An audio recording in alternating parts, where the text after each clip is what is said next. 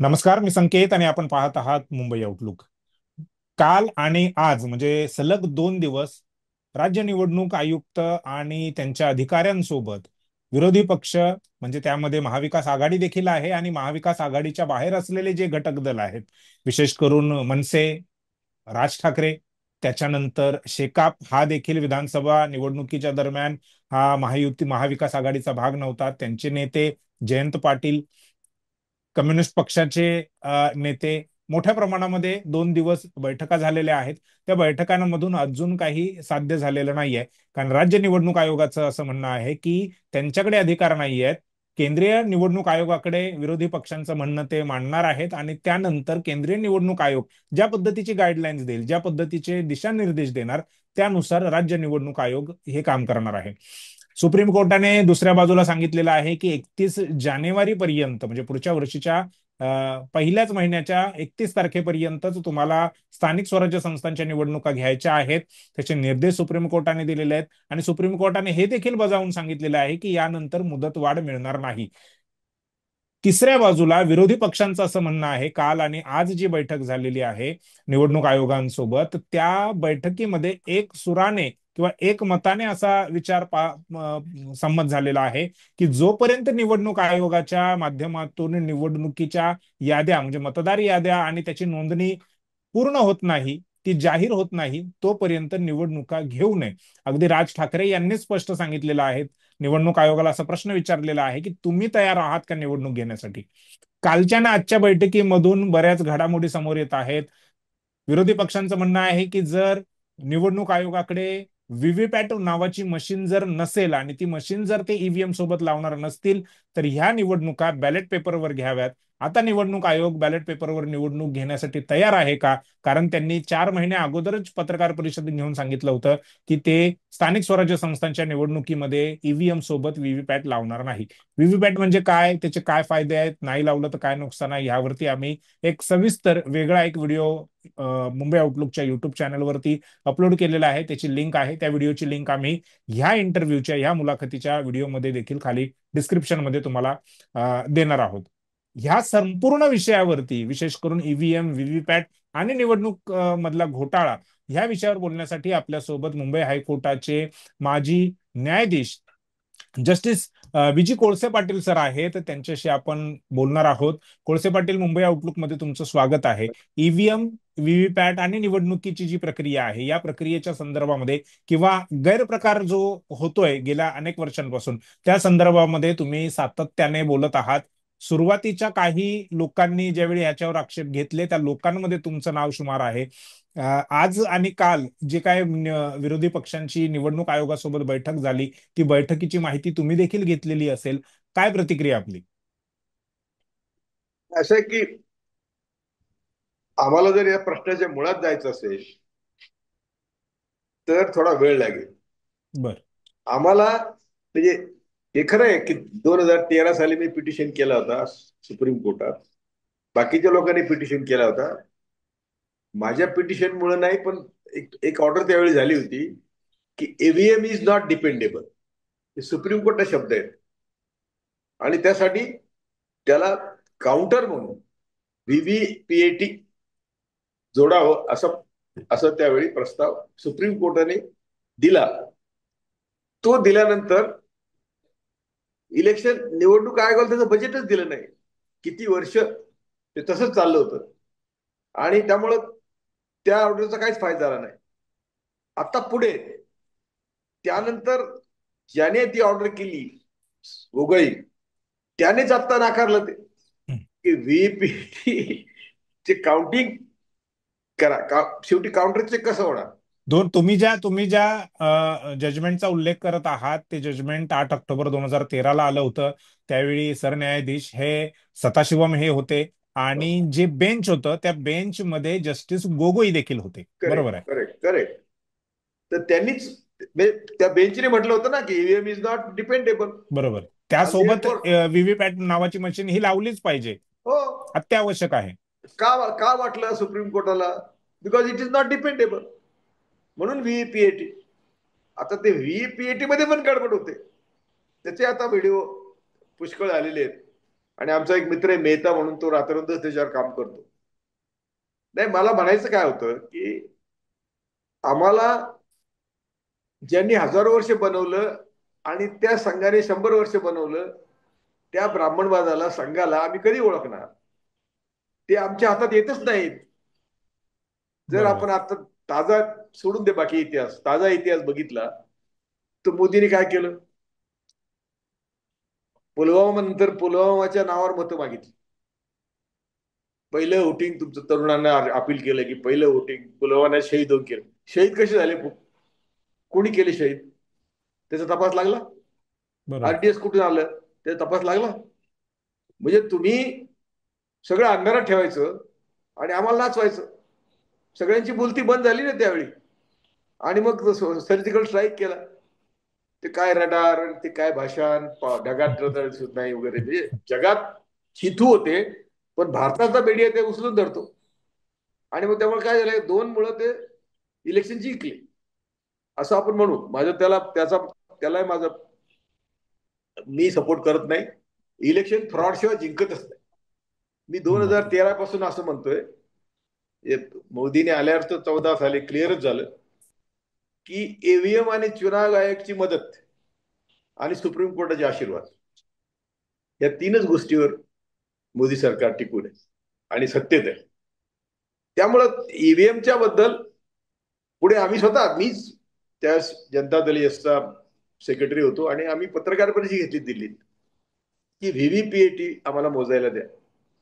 बरोबर. त्याप्रमाणे सुप्रीम कोर्टात गेलो. सुप्रीम कोर्ट ऐकलंच नाही. तोच जज ज्यांनी आणलं त्यांनीच सांगितलं की नाही, वेळ, इलेक्शन कमिशनला वेळ नाही. म्हणजे लोकशाही टिकवायला इलेक्शन कमिशन कसं करताय? ते व्हीव्हीपीएटी मोजायला वेळ नाही. आणि काय बोलतात सध्या, तर काय बोलतात इथं, इतकं आरोगंट बोलतात ते ज्ञानेश्वर कुमार. म्हणजे तसंच होता मागचा पण. आपल्या काय शेर शायरी मारून काही पण बोलून न्यायचं. राजीव कारण कुमार. कारण इम्युनिटी नाही, इम्युनिटी आहे ना. इम्युनिटी दिल्यामुळं आता कोणाची इम्युनिटी आहे? कायद्याने दिली ना मोदीने, की इलेक्शन कमिशनच्या विरुद्ध कुठलाही केस करता येणार नाही. किंवा मी म्हटलं बघ अशी की ते व्हिडिओ शूटिंग द्यायचं, व्हिडिओ रेकॉर्डिंगचं कॉपीज द्यायचे, तर त्या आता त्या द्यायचा हुकूम केल्यानंतर कायदा बदलला की आम्ही देणार नाही. हरियाणा काय मधलं प्रकरण. हा, हरियाणामधलं प्रकरण. म्हणजे जेव्हा जेव्हा कुठेतरी इलेक्शन कमिशन कोंडीत येईल किंवा सरकार कोंडीत येईल, त्याला उलटा कायदा मोदी करतात आणि त्यातून सुटून जातात.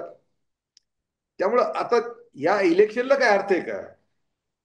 जर इलेक्शन कमिशनला इम्युनिटी, त्यामुळे तो कसे मस्तवाल भाषा करतात. अरे तुम्ही सगळे जनतेचे नोकर आहात, मोदी सगट सगळे जनतेचे नोकर आहात. आमच्या घामाच्या पैशातून तुम्ही तिथे बसलेले आहात. तुम्ही काय आमच्यावर मेहरबानी करत नाही. परंतु जनता झाली धर्माच्या नावाखाली आंधळी. ती पण मी म्हणत नाही. कारण कुठलाही व्होटर, बीजेपीचं सुद्धा व्होटर बीजेपीला मत देत नाही. ते एक गिमिक आहे की त्यातून वोटिंग मॅनेज केलं जातं. ते काय बीएलओ बीएलए, काय म्हणतात, एक बूथ 20 यूथ वगैरे, हम्म. यांच्या ज्या घोषणा आहेत ना, सगळ्या बकवास आहेत. आपल्या महाराष्ट्रात जवळजवळ 1,50,00,000 काय असतील ते खोटे मतदार नोंदवले आणि निवडून आले लोक. काय झालं पुढे? कोण ऍक्शन घेणार? यांनी काही गुन्हे केले तरी याला पर्याय, यांना भीतीच नाही ना. बॉम्बस्फोट केले, 18 बॉम्बस्फोट परिवाराच्या नावाने आहेत.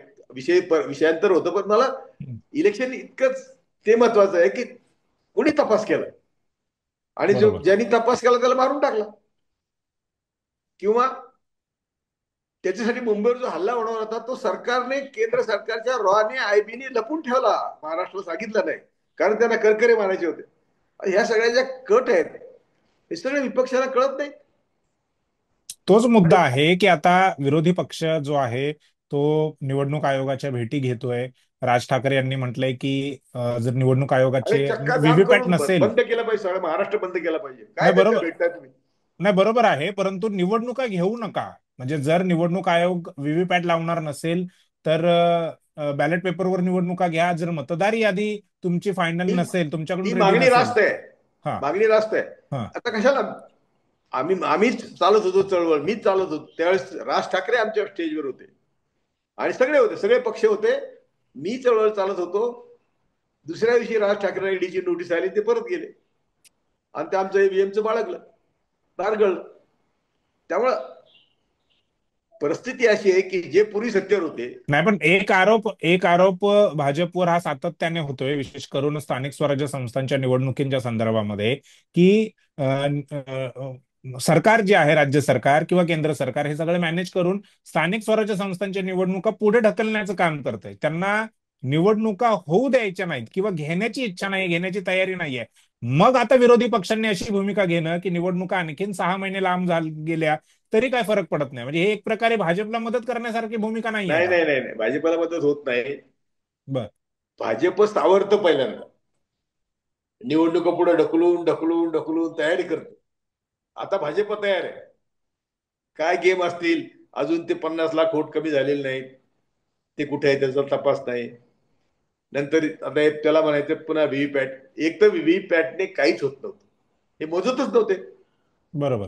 म्हणजे काउंटर चेकच नव्हता. आणि आता तर जर तुम्ही स्थानिक संस्थांमध्ये फक्त ईव्हीएम, वाटोळच झालं, इलेक्शनचं वाटोळच झालं. तुम्ही काही करा. त्यामुळे तुम्हाला बॅलेट पेपरच चुना घेतला पाहिजे, बिना निवडणूक घेतली पाहिजे. आणि नाही, पण त्यासाठी बॅलेट पेपरवर निवडणुका न घेण्यासाठी निवडणूक आयोगाकडून एक कारण दिलं जातं की त्याला खूप वेळ लागतो. ते हे कारण कितपत योग्य आहे, तुम्हाला ते पटतंय अरे का, ते आणि इलेक्शन तुमचा कमिशन, काउंटर आर्ग्युमेंट काय आहे? इलेक्शन बकवास आहे. इलेक्शन कमिशन आतापर्यंत होत होते ना सगळे, आणि जगात होते ना. जगात बॅलेटवरच पेपर होत आहे, इलेक्शन होत आहे. नाही, पण हे मागे येण्याचं म्हणजे आपण पुढे गेलोय टेक्निकल कसलं दृष्ट्या, कसलं पुढे टेक्नॉलॉजी गेलं? मध्ये. अरे हे खोटं आहे. आम्ही कसलं पुढे गेलोय? आम्ही देशाला मातीत घातलंय ना. खोटं काय? तुम्ही काय पुढे गेलात? जग काय आमच्या पुढे, आमच्या मागे आहे का? अमेरिका आमच्या मागे आहे का? सगळ्या जगात ईव्हीएम किती ठिकाणी वापरले जातात? ज्या जपानने शोधलं ते वापरत नाहीत. ज्यांनी ईव्हीएमचा पुरस्कार केला त्यांनी सोडून दिलंय. तेव्हा ईव्हीएम मुळे आम्ही वापरलं नाही तर आम्ही मागे जातो. अरे आम्ही मागे 50 वर्ष, 500 वर्ष गेलोय रामायण महाभारत जाऊन.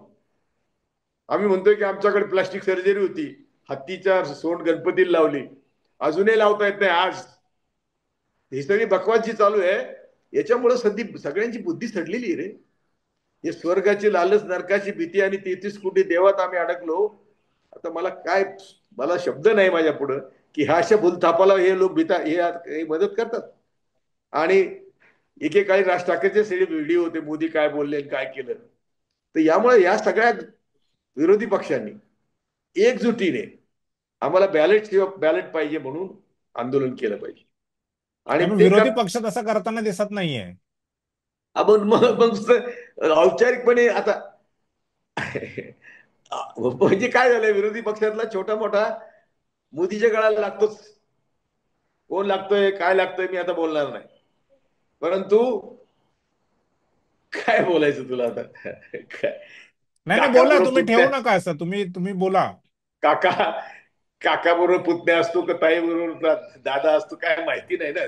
कसं चाललंय ते. त्यामुळे कोणाचा विरोधी पक्षात कोणात पायपोस आहे. म्हणजे इकडे सगळ्या देशाचा अदानीला विरोध, म्हणजे अदानी जे काय म्हणतात त्याला आपण, मायक्रो किंवा मी तर म्हणतो क्रिमिनल कॅपिटलिझम आहे.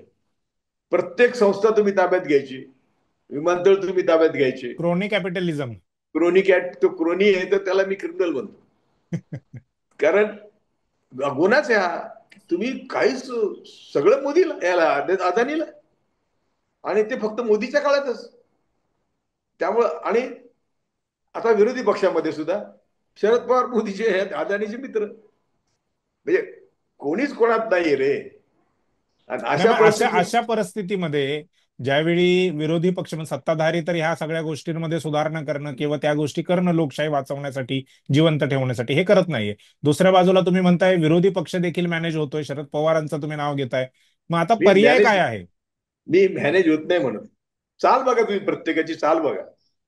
म्हणजे जेव्हा एक तर तुम्ही ठरवा ना की अदानी सगळ्या देशात विरोध होते, राहुल गांधी विरोध करतायत, राहुल गांधीची सध्या ताकद वाढते, तेव्हा तुम्ही ज्याला आपण म्हणतो ना खंडीच्या वडिलात पुतणे, तेव्हा तुम्ही म्हणायचं की नाही आता अदानी माझा मित्र आहे. तर मी मी एवढ्यासाठी बोलतो की, किंवा तिकडे ममता कधी काहीतरी बोलते.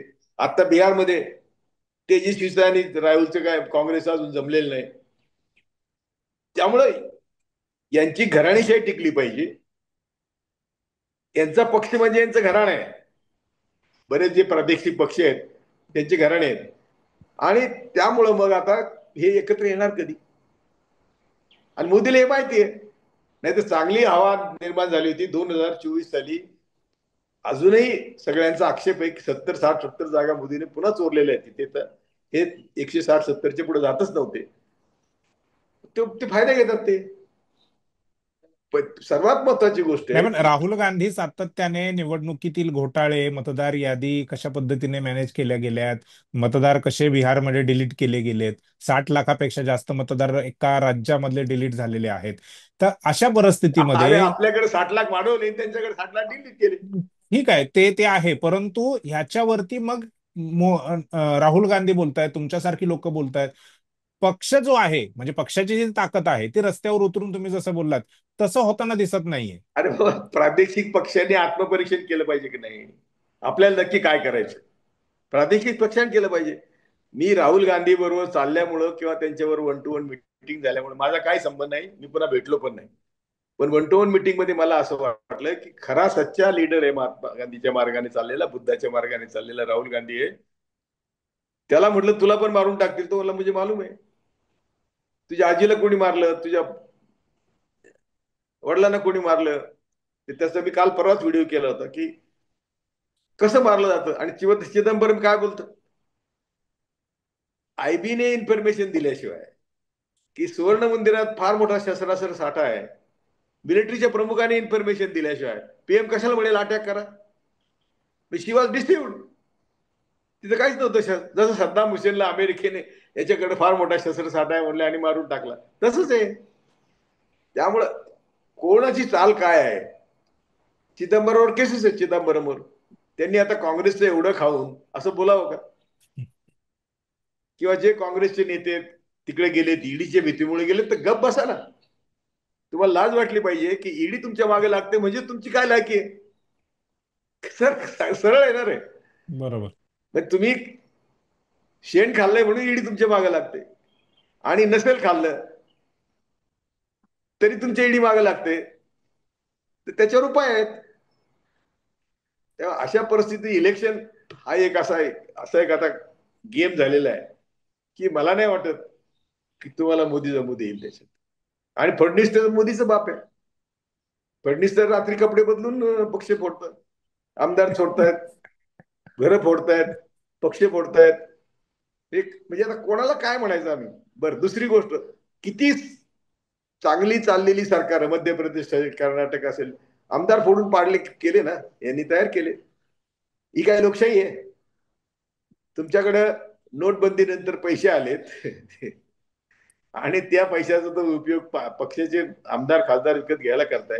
हे काय राजकारण आहे? त्यामुळे या निवडणुकीला पण काय अर्थ नाहीये. या निवडणुका म्हणजे धुळफेक आहे. बरं, दुसरी गोष्ट, आता बिहारमध्ये किती म्हणे 2100 कोटी का 21,000 कोटी का काय महिलांना वाटलेत. आपल्याकडे लाडकी बहीण दिली, मग दिल्यावर सोडून दिली. मग चौकशी सुरू झाली.